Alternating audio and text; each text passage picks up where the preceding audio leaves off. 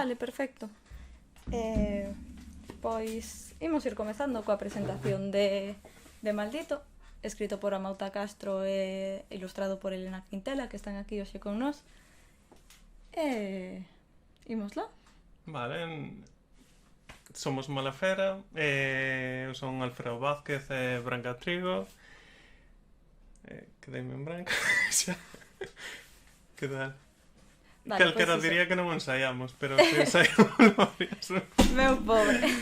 Pois hoxe imos ter unha conversa cos autores de Maldito, que, bueno, Amauta Castro xa é un poeta consolidado, ten varios libros publicados, un premio polo menos en galego, non sei se por aí ten máis, eu non me saio das fronteiras porque non controlo moito.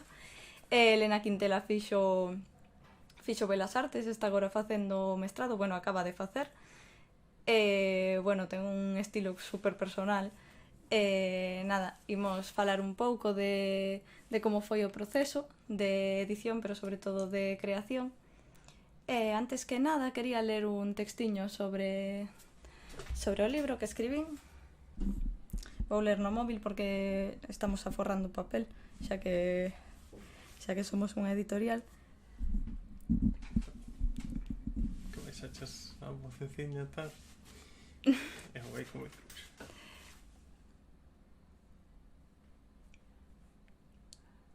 Vale, perfecto. Observa a invencible intimidade de quen ausente prepara o seu horizonte coa actitude de agardar. Así crea o poeta un horizonte que nos agarda. Así creamos o poema cando o descubrimos. Porque o acto de ler un texto non é moi diferente ao de escribilo. Transitamos a linguaxe, construímos novos significados, buscamos, se é que hai, algunha verdade. Hai incluso pezas de literatura nas que o proceso de escrita e o da lectura conflúen. E así ocorre no libro que presentamos hoxe. Maldito convídanos a presenciar o camiño do poeta polas marxes do sentido. Outro dos textos di: explicar a carencia que fala a nervio espido, como ese cabalo de raiva que se fai estómago, e logo dorme exhausto sobre un lenzo azul. E iso se fai aquí, nin máis nin menos. Nesta obra non somos espectadores, senón tripulantes dunha man que escribe, dun pincel que pinta. Desde a editorial somos conscientes do perigo da viaxe e asumimos todos os riscos. Non en van, somos unha editorial independente, de poesía e en galego. Somos expertes en empresas suicidas. Porque ler Maldito é o que ninguén espere sair del sen experimentar o precipicio. Hai uns meses recibimos un manuscrito asinado por Amauta Castro. Eu xa coñecía parte da súa obra, polo que antes de abrilo sabía que ia ser un bo libro, e non me equivocaba. Maldito, máis que un poemario, é unha sentencia de baleiro para calquera que se achegue ás súas páxinas. Máis que un poemario, é unha fronteira que respira, expandéndose e contraéndose en torno á palabra. Máis que un poemario, é unha mancha escurísima de océano no papel. Escribe Amauta: inútil a terra que descoñece que habito un lugar submerxido e que a auga se parece a min. E por iso as ilustracións de Elena Quintela, que se comportan como pequenos mares antropomórficos coas súas ondas e mareas, ya caen tamén o libro. Ao decidirmos que Maldito fose un poemario ilustrado, faleille a Amauta de varias artistas galegas que me chamaran a atención e que non eran moi coñecidas, ou polo menos non no terreo editorial. E foi el quen elixiu a obra de Elena, e foi ela quen aceptou sen dubidalo. Síntome moi orgullosa e moi agradecida de que confiasen tanto en Malafera, pero sobre todo, síntome moi orgullosa de plantar o xerme desta colaboración. Despois, o mérito é deles en canto á perfección coa que os poemas e as acuarelas se combinan no tsunami a romper que é Maldito. Porque esta obra é un golpe, líquido e azul, pero rotundo, como as pinceladas de Elena, como os versos de Amauta. Pódese ler como se observan os océanos furiosos, ou como se senten as pingas a caer, pero sempre afoga un pouco, pois deixa no centro do pescozo un vestixio do que implica ser poeta. E non coñezo ningún poeta máis poeta que Amauta Castro. Quería rematar citando algún outro autor, e en lugar de escoller un verso, escollín unha cita oral. Carlos Oroza que un poeta vigués coñecido polo porco que lle importaba caer ben á xente. Adoitaba dicir cando coincidía con outros autores: eres poeta, jódete. Iso é especialmente relevante tendo en conta que as 4 persoas que estamos aquí hoxe somos poetas. E penso que coñecemos ben a Jodienda de Oroza e a Maldición de Amauta, que son a mesma cousa. Son o mesmo exilio e desde el creamos. E bueno, eso sería un pouco o que teño que dicir sobre o libro. Vexo que está saudando xente polo chat. Hola Farún, hola Kodama, moitas grazas por pasarvos. Logo ao final poderedes facer preguntas. Bueno, agora chegou a parte máis importante, que escutar o que teñen que decir os autores da obra. Entón eu teño preparadas unhas preguntas en principio, non sei se antes queren dicir algo. Penso que podemos empezar polas preguntas e que nos leve a deriva. Vale, a primeira é para a Mauta. Comezas o libro cunha cita de Walter Mus que di: o verdadeiro poeta non está vinculado a unha época e será invisible para o público. O poeta sabe da súa forza e da súa impotencia. Xunto co título, isto levanos ao mundo do malditismo, dos artistas incomprendidos polo seu tempo. E quería preguntarche se ti pensas que todos os poetas son, por ser poetas, malditos. Pois, boa noite. Repito desde o comezo porque entendo que a xente non escoitou. Precisamente, co gallo da pregunta, reflexionaba se había posibilidade de que houbera algún poeta, unha poeta de cualidade daqueles que temos todos nas nosas bibliotecas, non pasaron por de calamidades poéticas que dicía Oroza, non? E pensei automáticamente en T.S. Eliot, precisamente por ser un poeta pois de conhecemento académico, pero claro, T.S. Eliot era propiamente un expatriado, un exiliado, un desterrado, ¿no? Entón, pois, penso que en certo grado é indisociable. O que sí que é certo é que debemos cambiar un chisco a perspectiva, non? Rapidamente, eu entendo que era un factor de risco o título, non? Porque, bueno, pues relaciona directamente, o primeiro que nos ven á cabeza son os poetas malditos de Berlín, non? Van Gogh, por exemplo, non? Era un factor de risco.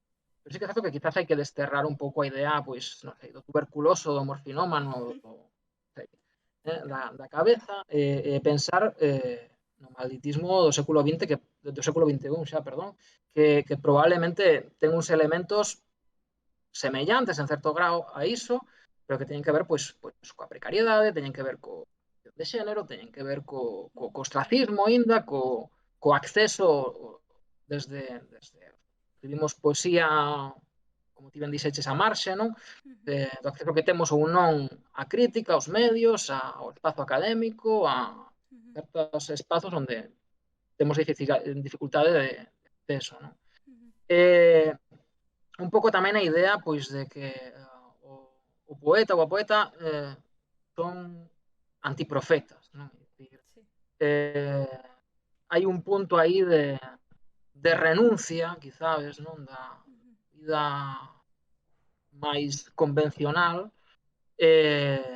por optar precisamente, que me ven automáticamente o que dicía Oroza, aquilo de es poeta, jódete, pois un chisco iso, non?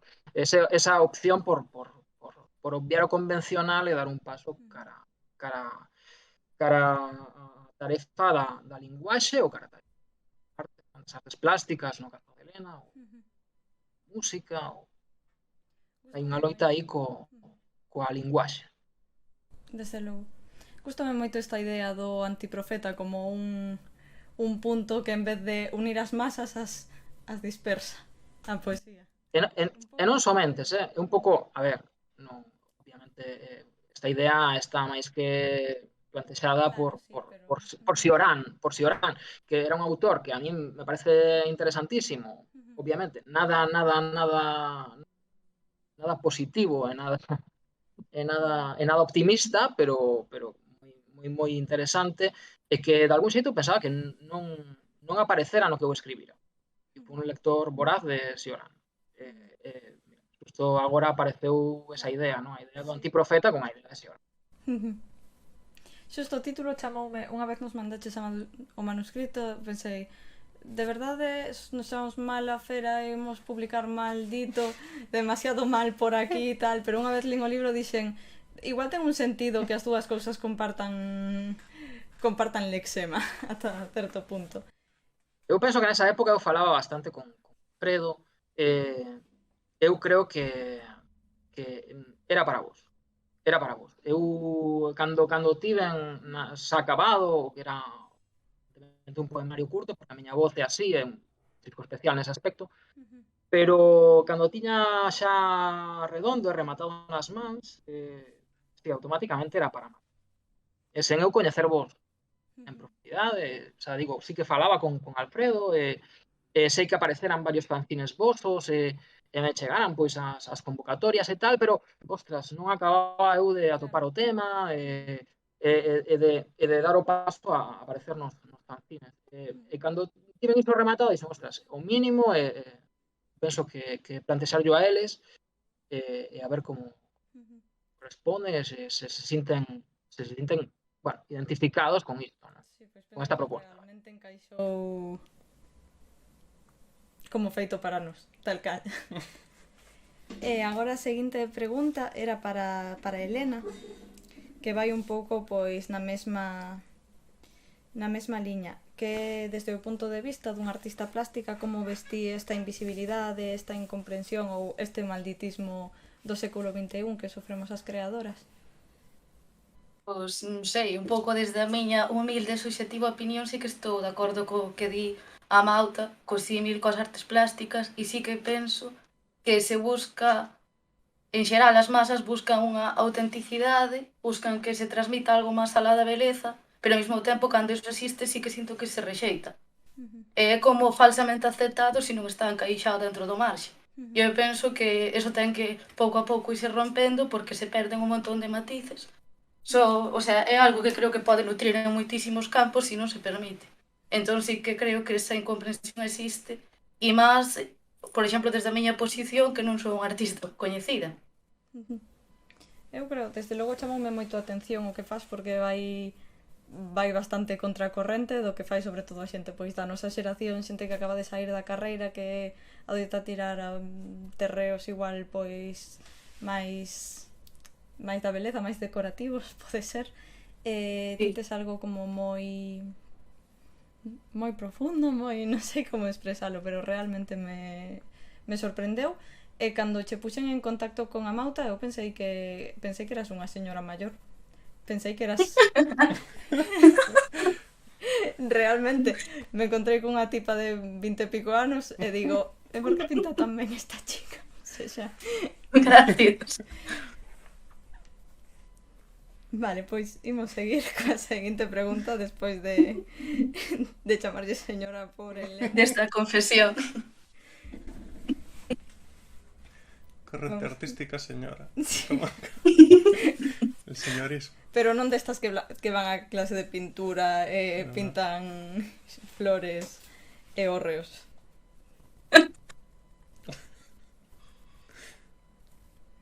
Vale, vamos a ver por aquí. Bueno, a seguinte pregunta tamén vai para a Mauta. En este caso, vale, seguimos un pouco co mesmo tema que esta invisibilidade da que falamos. Se a relacionas coa falta de difusión desta poesía maldita ou coa falta de comprensión da mesma, por moito éxito que acade. Hai moitos poetas malditos que quizáis malditos, no sentido amplo da palabra, que quizáis tiveron moita difusión, pero pode que a súa obra se malinterprete ou que sempre haxa ocos de sentido nos que reside ese exilio ou esa marxe. Entón vai un pouco por aí a pregunta, se pensas que é problema de difusión ou de comprensión. Bueno, o problema de comprensión sempre está presente. É dicir, eu penso que cando alguén escribe poesía, sempre cabe hai a posibilidade de incomprensión, sempre está presente. Dicía Derrida, non? Eu non fomento esa incomprensión. Creo que escribo unha poesía ou teño unha voz que non entra na dificultade, non? É dicir, non utilizo un léxico que non aparecen, non sei, clavicordios e cornucopias e non sei que, sino que, bueno, o léxico está un léxico bastante normalizado, non exixe de dicionario ao lado e non se percura a dificultade, que é unha opción, é unha saída perfectamente viable, como hizo, por exemplo, Lezama, non? Lezama reivindicaba a dificultade, non? Eu non entro non fomento esa incomprensión, non fomento esa dificultade, pero sí que é certo que sen ánimo de ser autorreferencial, por exemplo, xa en Intraordinario, no primeiro Intraordinario, non no que acaba de sair hai 6 meses ou menos, con Urutau, senón no primeiro Intraordinario que saía tamén con Urutau, sí que enunciaba un pouco iso, no? De expúlsome de todo o que pertenza, non? Non pertenzo, estou nun espazo, non sei se marxinal, non sei se a palabra marxinal, dicía Valente que amarse é demasiado perto, extramuros é demasiado. É un espazo no que eu penso que se pode distinguir a miña voz, cando menos, non? Sobre a dificultade da difusión, eu penso que xa entrei un pouco nisso, non? É dicir, sí que é certo que malia que as posibilidades de difusión e de distribución e de tal son perfectamente viables hoxe en día, é dicir, xa non dependemos das editoras convencionais, das editoras que todos coñecemos, senón que hoxe se pode editar en edicións francamente dignas como esta, e como outras máis que están a traballar no país, e bo sinal é que aparezan 5, 6, 7 editoras independentes de poesía que traballan arreo, que buscan novas voces, ou voces que xa sabemos que existen, pero que aínda non deron o paso cara ao público, non? Cara aos lectores e as lectoras. Entón, pois, a ferramenta de difusión está. A dificultade reside tamén nunha recepción que moitas veces, pois, por desgracia, pasa certos filtros. En eses filtros, pois, bueno, evidentemente funcionan outra serie de presuizos, de ideas, de tal, onde bueno, ainda estamos un chisco a banda. Cousa que eu, unha parte de min, a parte, non sei se malvada, perversa, ou que sexa, celebra, non? Diré como os debuxos animados, o Anxo bo e o Anxo malo, non? O Anxo bo vaiche dicindo é pertinente que pases estes filtros, e o malo dixe, fai o que realmente te apetece. A malafera é o Anxo malo, sempre. Obviamente, sí, eu sempre fundo Anxo malo, e do Coyote antes que do Correcaminos, e de Familia Adams antes que... E tamén ten moitos problemas técnicos o Coyote, así que... Sí, entón, pois, a dificultade da difusión, non sei se lle deixa como un elemento orixinal e romántico e artesanal mesmo, non? A este traballo que hoxe se pode levar cunha dignidade fantástica e que non exixe pasar por eses convencionalismos. Do mesmo xeito que eu penso que obras como a de Helena, que estaba aí subxacente, que nun momento dado pois pode aparecer, afortunadamente eu podo acompañar tamén as súas pinturas, as súas ilustracións, eu encantadísimo, eu penso que aí hai xente con unha cualidade extraordinaria. O caso de Helena pasoume un chisco o mesmo que a ti, non pensei que era unha señora, ni moito menos, pero sí que vin rapidamente que había unha serie de como diría eu, de traballaba certas posibilidades moi diferentes que ían desde este tipo de acuarelas que a mí me chamaron especialmente a atención, pero tamén, por exemplo, o tema de París, Texas, que ela traballou ou que está a traballar dunha forma recurrente e que xa lle dixen que en algún momento, pois, seguramente me atrevería a roubalo. E que me parecía que precisamente esa película facíame sentirme moi próximo a esta persoa que eu non coñecía nese momento. Jo, pois alegrome moitísimo destes puntos en común que xa non que van máis alá do libro e que, bueno, que están presentes en todo o que facedes ao final, que ese moverse por terreos un pouco un pouco fora do mainstream. Vale, e a seguinte pregunta. Escribes: enunciarei a forma primixenia de cada perplexidade e tamén transformados en bestas escapemos até a verdade. No libro hai varios poemas que pretenden como un regreso ao primixenio, unha fuxida do artificio ou ir cara a algunha verdade espida. Entonces, pregunto se é habitual isto, atoparnos na túa poesía unha busca desta verdade sen máis. Bueno, pois eu estou nun debate no que, bueno, hai unha loita entre o que pode ser unha posibilidade que francamente existe, que é a ficción, a poesía, que pode existir, e hai xente que a practica, eu penso que con un nivel de elocuencia alto e moi respetable, ou a posibilidade que marcaba ou que de algún xeito marcan algún dos autores e das autoras que eu fun seguindo, non? Agora mesmo penso un Valente nun Pexegueiro, nun Carlos Williams, nun Silvia Plath, nunha Rosalía. Non? E penso que é un grupo unha tradición poética na que eu penso que a verdade ten esa finalidade práctica. Onde se tocan as emocións, onde se pretende de algún xeito modificar a experiencia das persoas, e penso que tento camiñar nesa liña. Non? O feito de ter lido estas autoras tamén fai que transites modelos que les transitaron. E, bueno, aí está a cuestión. É dicir, sí que, como comentaba antes, sí que é certo que non practico a opción barroca. Practiquei en algún momento, pero non a practico actualmente. Penso que tamén é unha saída perfectamente válida. Desde logo é unha verdade, pero non unha verdade platónica ou algo así, desde logo, senón unha verdade, como diste, práctica. E nada, a seguinte pregunta. Sí.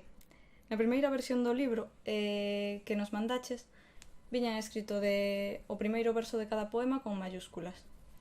Entón eu mandeiche unhas cantas dúbidas sobre certas palabras, pois como lei, estado, terra, se algunhas destas palabras, porque o pasamos todo a minúsculas, se algunhas tiñan que ir con mayúscula ou non. E ti decidiches que neste caso lei e estado fosen en mayúsculas para como deixando máis explícita a dimensión política da obra. Entón quería preguntarche como de importante esta faceta máis política en Maldito. Bueno, para comenzar, hai que dicir que eu enviei o orixinal en primeiro verso en mayúscula, letras versais neste caso, porque consideraba que non estaba a titular os poemas. Eu ata agora estive numerando poemas. É dicir, en todos os meus libros anteriores os poemas están numerados, non están titulados. Algún hai título. En xeral están simplemente numerados. En este caso pensaba que quizás non era preciso entrar no tema dos números, non? Porque moita xente xa cae no tema da discursividade, non? Despois do 1 vai o 2, no 3 parece que está máis amolado, pero no 4 é máis guai. Non é a idea, a idea non é a discursividade. Por isto tamén me gustou a idea de prescindir dun índice ou nada parecido, senón por exemplo, deixalos caer sobre o libro tal cal. Que é algo, esa non discursividade, algo que asumimos, por exemplo, cando vamos a ver, sobre todo, cinema de ensayo, non? Asumímola. Un vai ver unha película de Godard, e ves a Diego Langage, e é unha película que non é discursiva, como outras moitas. E iso asume, non pasa absolutamente nada. Eu non lle xixo, eu cando collo moitos libros de poesía, non lle xixo, primeiro poema, parece que acaba de romper co seu mozo, pero no segundo, está mellor, e no último, vale, atopan... Non é a idea. E que o que se espera, por exemplo, en moitos premios, que ti aportes unha especie de poemario discursivo onde o primeiro poema é A e no poema último A parece que se consolida e se executa e queda pechado. Fantástico. E cando ti non aportas iso, pois, claro, eu percuraba un pouco as miñas produccións. No primeiro momento era a numeración, porque penso que tamén facilita a hora de referirte un poema, dicir, mira, o 4. Pero había xente que ainda buscaba discursividade aí. Que despois do 4 o 5 e o 6 pasaba non sei que, non sei te, non sei cuánto. E isto non vai exactamente así. Entón pensei na idea de salientar o primeiro verso que finalmente non quedou así. Non é un problema. Quedan unha serie de palabras que sí que quedan en mayúsculas e que foron un pouco, como se di, consensuadas con. Eu penso que sí que lle dan unha dimensión política ao libro, porque, obviamente, o persoal é político, pero ata agora non fora moi explícito. Era algo que estaba presente. Non é un libro militante, non é un libro partidario, pero sí un libro político. Non sei se me explico. Vale. Sí que é certo que a miña xeración, que son algo máis vello que a vos, pasamos por uns anos 90 absolutamente aburridos, que deron paso a 11 de setembro e o control social máis absoluto que hoxe xa coñecemos. Finalmente houve aí un atisbo de luz que foron pois tanto o 15M como o tema do procés catalá que eu vivín en primeira persoa e finalmente pois moitos de nós agora nos atopamos por unha especie de crise. En esa crise de fe eu quixen ubicar estes versos que son uns versos moi moi recentes. Eu vos entreguei o original, eran versos estos de recén saídos do forno. E aí había como unha crise, xa digo, unha crise de fe, non? Hai outro tipo de cuestións que eu penso que tamén son subjacentes. Vos xa dedicades agora a un fanzine, penso que o tema da psiquiatría, non? Que tamén é un dos temas que eu teño moi presentes, non? Me xenera unha solidaridade moi grande por cuestións persoais, pero tamén me xeneraría igualmente, non? Tamén pola presenza, pois non sei, de outro tipo de, xa digo, de malditismos que están presentes tamén no día a día, tamén na búsqueda do poema, tamén está moi presente.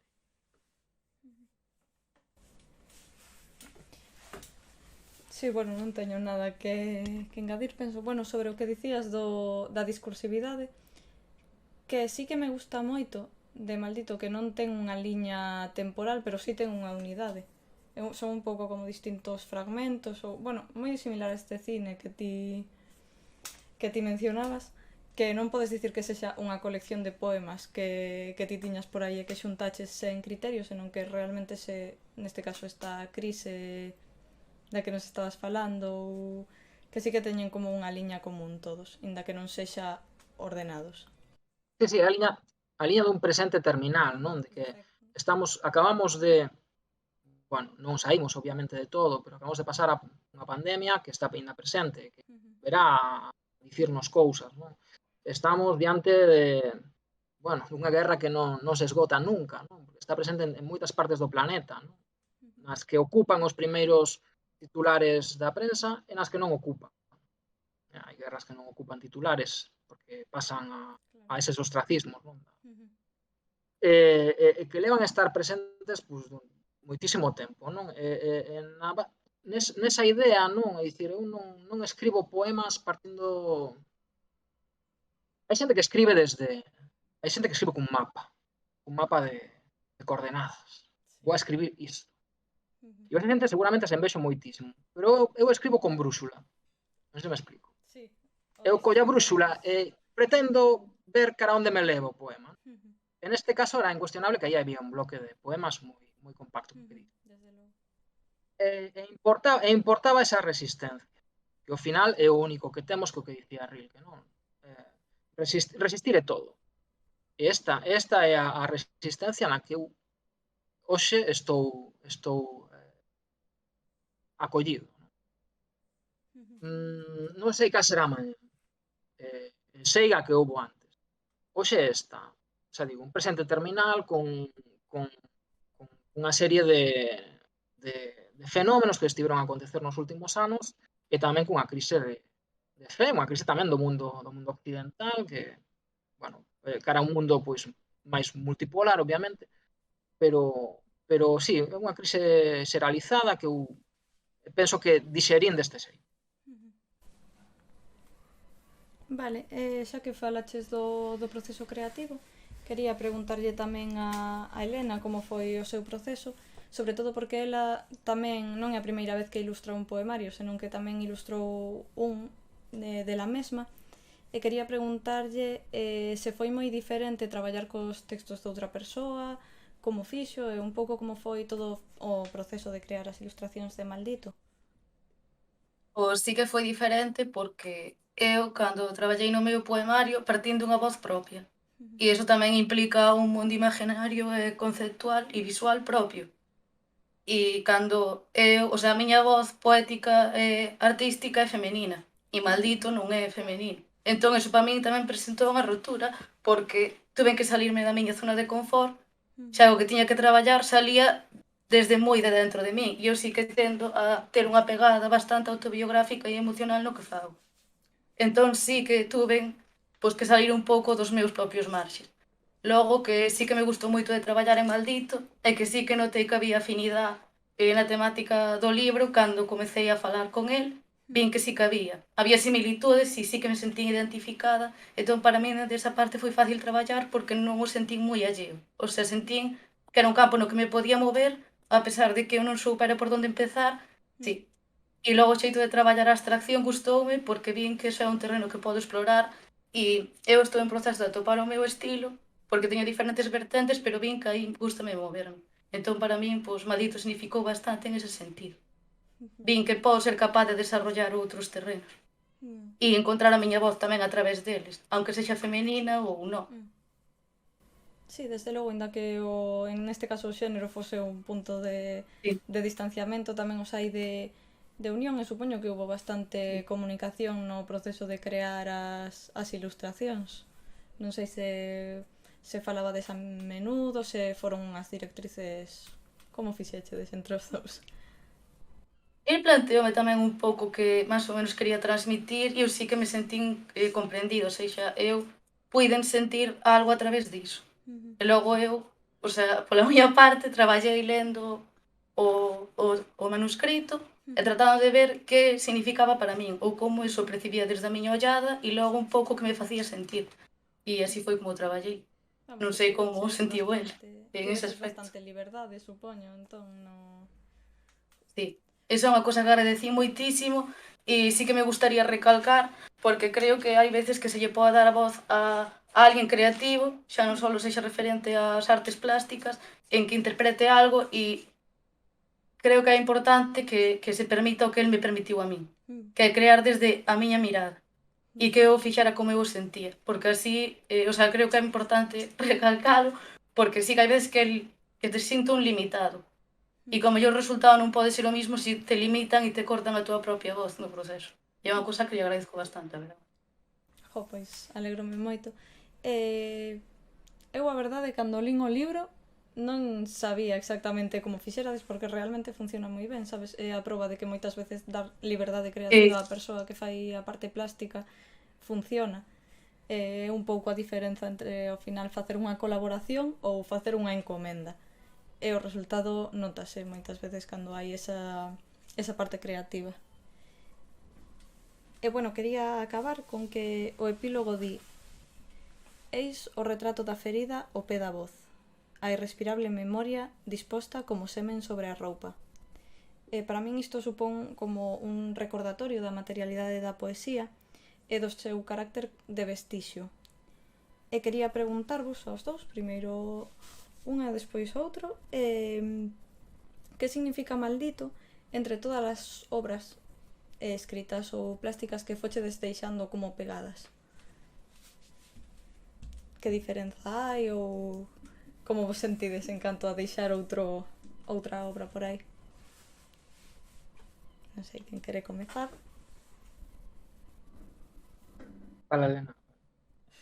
Non sei, para min Maldito significa que me expresei o que dixen anteriormente. Encontrei unha maneira de expresarme e me parece que en conxunto é transmitir pois, un mensaxe que se entende, independentemente que sexa escrito ou visual. O sea, pareceme que é contundente e que chega. Se non é a través do escrito e do plástico. Desde logo, Amauta. Bueno, eu, primeiro de todo, quería dicir que expresarvos tamén un pouco a miña visión, non do traballo con Helena. Alén de que houbo desde a miña parte, non, unha identificación moi clara co que ela facía, non, sobre todo con este tipo de imaxes, non, que aparecen, non. Bueno, obviamente eu expreseille que cales eran as miñas ideas sobre o libro, unha serie de liñas mestras que había aí, máis nada para que estiveran claras, pero penso que o traballo quedaba un pouco nas súas mans. Se algún de vos pois me sigue nas redes e tal, penso que se decatará que eu fago precisamente moito ese traballo, que o de primeiro a imaxe e logo idear un texto, non? En este caso tocoulle a Helena facer ese traballo inverso, digamos, onde de algo que xa está previamente feito e dado, pois darlle unha materialidade. Non? Eu, evidentemente, quedei moi... Sabía o que ela facía, pero quedei gratamente sorprendido porque atopaba que había unha conexión moi forte entre que ela estaba a enviarme, non? Que eu xa tiña escrito. Non? Entón, pois, a comunicación foi máis ou menos semanal, semana, 10 días, íbamos falando, intercambiando, isto sí, isto non, tiramos cara a esta paleta de cores, cara a esta idea, vou retocar máis en digital isto, pero vou facer máis manual esta parte. Eu sempre me limitei un chisco a entender a súa parte e a respectar o seu ese espazo, non? E ademais o resultado era que a conexión era francamente boa. En un último momento, pois xa acaba de, de, de acabo de empastar un pouco o libro para dicirvos a mala fera, pois mira, isto é o que hai, non? Entón eu paso a Helena. Helena non me respondeu a min, penso que lle respondeu a Alfredo, te respondeu a ti, Branca, e eu me quedei así como no limbo, en plan, non lle gustou a Helena. Ai, que fixen, non? E dicir, e ao rato creo que respondistes vos en plan, vale, xa vai a máquinas. Quedeime así un chisco en plan, pero Helena sabe todo isto? Foi un erro, porque dándolle a responder, pensei que vos estaba respondendo aos dous, pero só lles enviou a eles. E pensei totalmente que se enviara aos dous. Seino. Pero no primeiro momento quedei en plan, quedei moi frío, non? En plan dicindo, non estraguemos todo isto que levamos ata agora porque iba moi ben. Que pasou aquí? Non, foi un malentendido destos da rede. Entón, pois, ese traballo inverso a min pareceme francamente difícil, vou uno cunha precisión, bueno, fantástica. Estou moi contento. Sobre o que comentas da pregunta e tal, eu creo que tamén, sen ser autorreferencial, hai un verso moi curto meu que é iso, non? Cada paso é rastro e desaparición. Sí, é certo que deixamos unha pegada, que hai un vestixio, pero a desaparición sempre está presente. Nesta voráxine, neste mundo que está, nestas vidas contenedor que temos, onde cada segundo acontecen cousas e tentamos acumulalas como podamos, pois máis nada que un pequeno aporte, non sabemos canto estará nin canto estará. Vivimos ademais nun mundo onde as novidades se pisan unhas ás outras, o que perdura non sabemos que. Entón, pois, tentamos enfrontarnos a esa dificultade, a esa imposibilidade que a nos outorga, pois, non sei, ese punto extra que nos fai seguir aí impenitentemente. Bueno, tentamos achegarnos porque a poesía e mesmo as humanidades son achegamentos a fenómenos que son difíciles de verbalizar moitas veces. Tentamos achegarnos a iso, non sei se o tocamos, non sei se nos achegamos o suficiente. E máis nada. Tentar achegarse a todo iso que, no fondo, en algún momento, pois, nos entusiasmou. Non? Tentamos... O sea, alguén me lembraba Fontana Rosa, un autor de relatos argentino, e tamén debutante, e precisamente dicía iso, non? Que tenta chegarse a iso que en algún momento entusiasmou e que forma parte pois, da súa biblioteca persoal, do seu goce polo debuxo, do seu goce pola lectura. Pois creo que non hai mellor peche que este. Non sei se algún dos dous quere engadir algo máis, alén do que se falamos as preguntas. Para min o mellor do libro foi o proceso ese de creación mutua que tivéchedes. Eu encantoume maquetalo e non sei, a min é o que máis me gusta, logo a parte administrativa pois non. Pero ao final o importante da literatura, e isto como editora non me fai un favor moi, é o proceso de creala, logo o resultado final, pois mira, aí queda. E non por moito tempo, pero é así. Pero aí queda e podetelo comprar na nosa página web ou mandándonos un correo a ediciónsmalafera@gmail.com. E para rematar, quería pedirlle a Mauta que nos lea algúns textos que el considere. Pois sí, vemos algo. E tamén podedes facer preguntas polo chat, mentres escribe podedes ir mentres le, podedes ir escribindo ou pensando, e iso. Recitaxe e logo ronda de preguntas. Pois non podes pagar.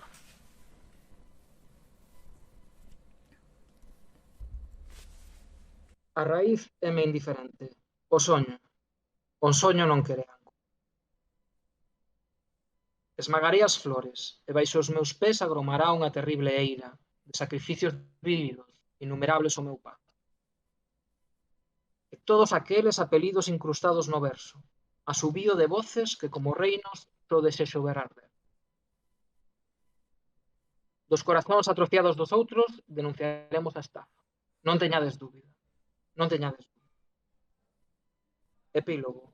Eis o retrato da ferida ao pé da voz. A irrespirable memoria disposta como semen sobre a roupa.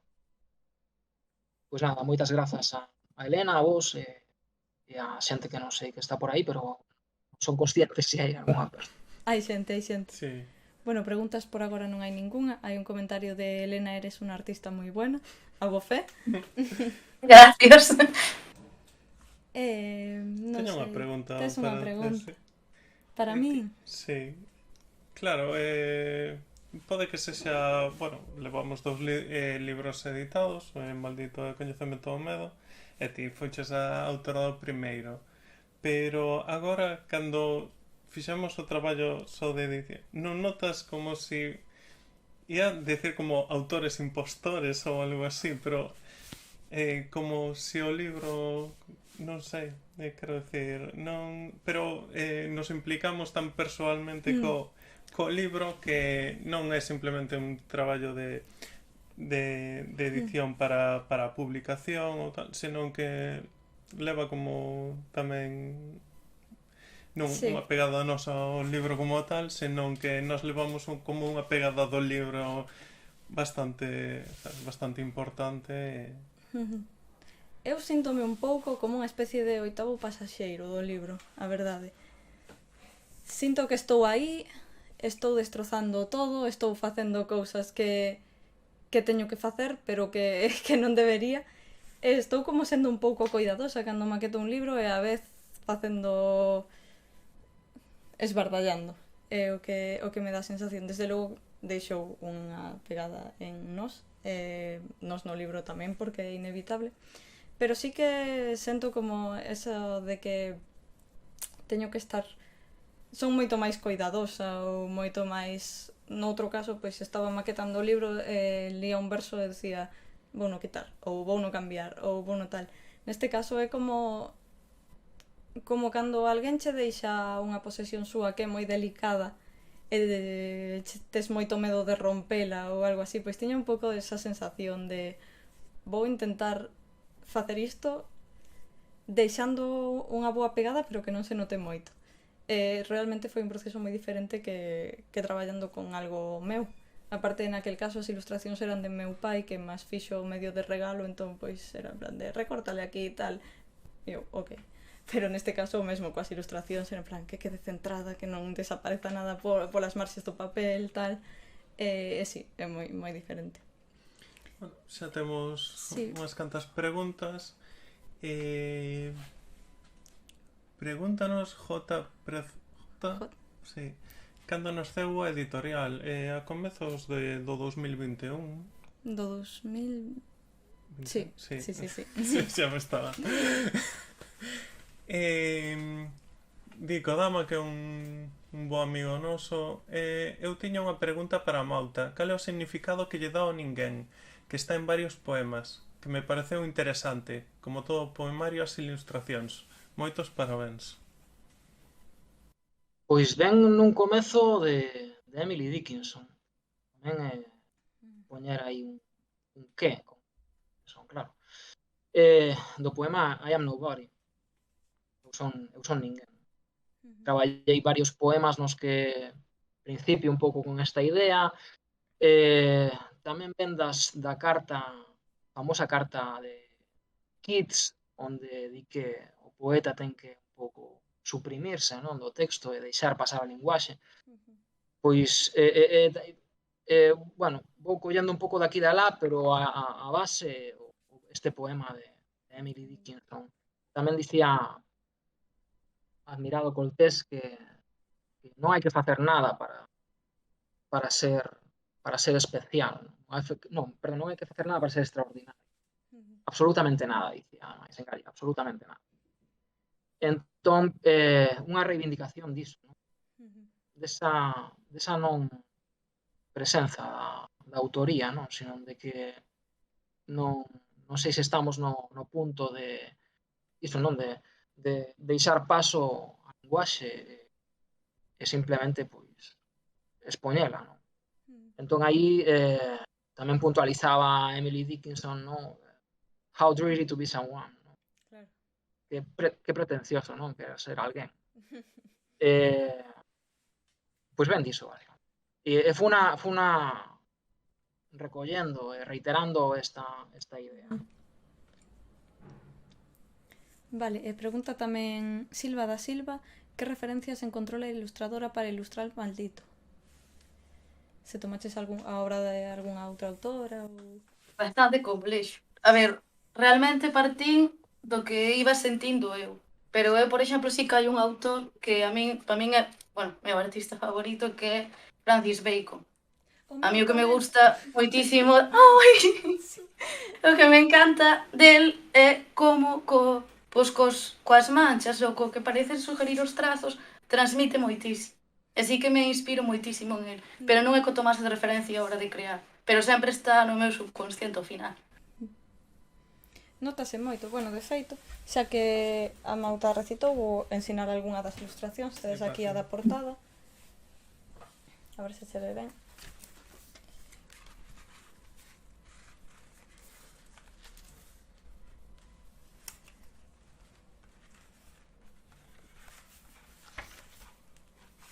Algunha das que dicía que tiraba máis a abstracción, por exemplo. E sí que ten iso moi de Bacon, que son manchas pero son corpos realmente. E iso fai aínda como máis tangible ou máis corpóreo do que pode ser algo máis realista, por exemplo. E sí que está moito a influencia aí no...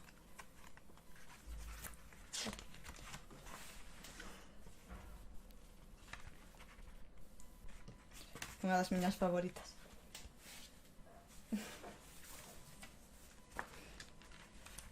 Non sei se hai algunha pregunta máis por aí.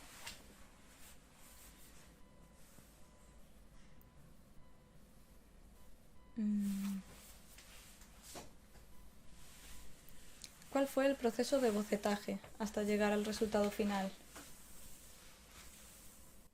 Pois depende, porque houve veces que non houbo bocetos como tal. Eu moitas veces cando traballo, se me deixo levar polo que sinto, creo.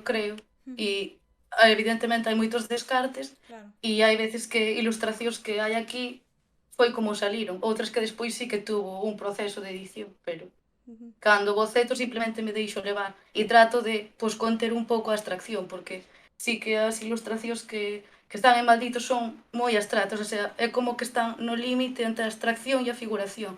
Entón, houve veces que sí que foi un pouco dificultoso para min, porque hai veces que se me iba. O se íbaseme ese límite. Pero Vamos, eso. que é un pouco como... Non sei se responde a pregunta, pero... Sí, entendo que non hai bocetos, igual que a Mauta non ten un mapa, senón que tes a brúxula de crear para diante e logo é máis como un proceso de selección entre... Depuración, sí. E de sintetizar. Exacto.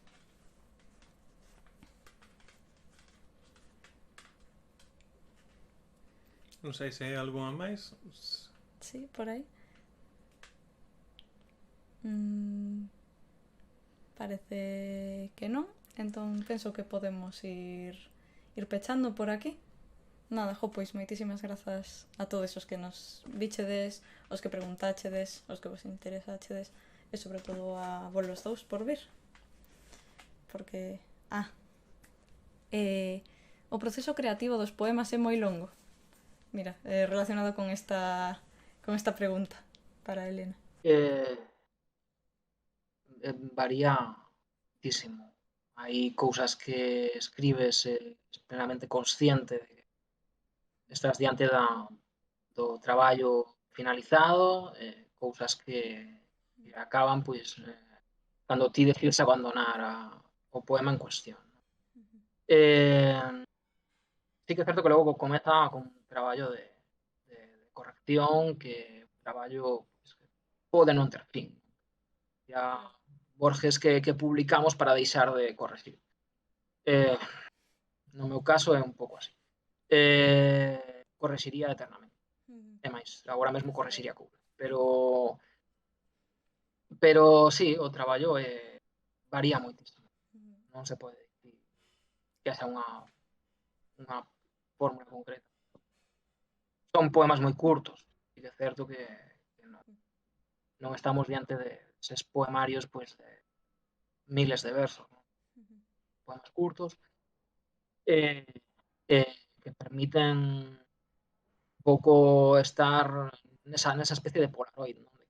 Quen lee sea quen de ver unha cousa que está na súa propia circunstancia, igual que unha polaroid. Pero sí, permiten, por outra banda, manter un control grande do que escribes, non? Que eu escribirá eses poemas épicos con cenas de miles de versos, pois, o control sobre o que escribes é inferior e, ademais, exixe outro tipo de transicións as que un non estou capacitado. E neste caso, pois, a miña voz é esta. Sen máis. Claro, entendo. Aparte é como algo moi persoal, quero dicir, coñezo poucos poetas agora mesmo en galego que teñan esta poesía de 3, 4 versos. De feito, non se me ocorre ninguén máis. Bueno, penso que é algo que vai a alza, no sentido de que vivimos en mundos onde case nos dedicamos a ver as highlights das cousas, os puntos fundamentais de tal obra e xa está. Perdemos un pouco o rumbo nese aspecto. Pero no meu caso, a ver, ten que ver con, por exemplo, con Noboneira. Podría ter que ver con Baldo Ramos, podría ter que ver con Luis Valle, podría ter moita xente que traballa en espazos curtos. Claro, no caso de Noboneira hai poemas que son a compresión en o máximo. No caso de Oroza é todo o contrario. En Oroza casi hai que apaisar o libro para que entre o verso. De feito, Coñecemento do Medo, o outro libro que publicamos, está apaisado porque o inspiramos nun libro de Oroza, claro, de Cabalun, que está así tamén. Claro. Entón, claro, aí eu desfruto moitísimo. Por exemplo, con Coñecemento do Medo desfruto con Pablo de Roca, que se movía nos espacios longuísimos. Disfruto con Olga Orozco, que se movía nos espacios longuísimos. Pero tamén disfruto con Pizarni, que vai nesa compresión. Máxima elocuencia, non traballa léxico complexo, e máis, é unha outsider do español, porque no fondo é unha señora de orixe xudeu, polaco, ucraniano, que se decata ela mesma que non ten unha capacidade de coñecemento do código que sí que teñen os nativos, porque a súa nai, porque os seus pais non falaban outro idioma, digamos, e aposta por isto, non? E no meu caso, cuidado, que o caso do neofalante tamén, por que non? Que o noso coñecemento do código non é tan alto como o dun falante nativo. Obviamente. Aquí, bueno, eu son neofalante tamén, non sei Elena, pero Alfredo non, e notase moito a diferenza.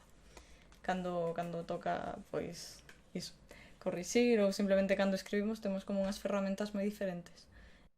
Pero xa digo, eu penso que vai a alza a cuestión da compresión. Sí. Deixo Nin caer, bo nin malo, pero ao final estamos nos acostumbrando ás pílulas, digamos. Sí. Que xa estaban, xa estaban. Estaban en Séneca, estaban Sí. en Matsuo Basho, non? Xa estaban.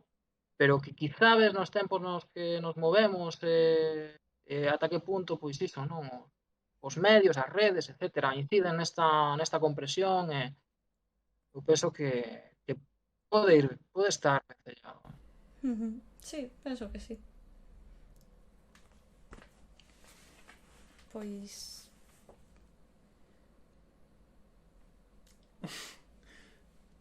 Penso que non hai máis preguntas. Non, parece Podemos que non. ir deixando o directo, pechando... Sí. De novo, moitas grazas. Haberá novas de algunha presentación, se pode haber en vivo cando o autor este, cando ande por aquí, pola terra. E tamén a ver se facemos algunha exposición cos orixinais, iremos avisando polas redes. E nada, xa temos aí un par de espazos en mente. De novo, grazas. Grazas Alfredo tamén por estar aquí.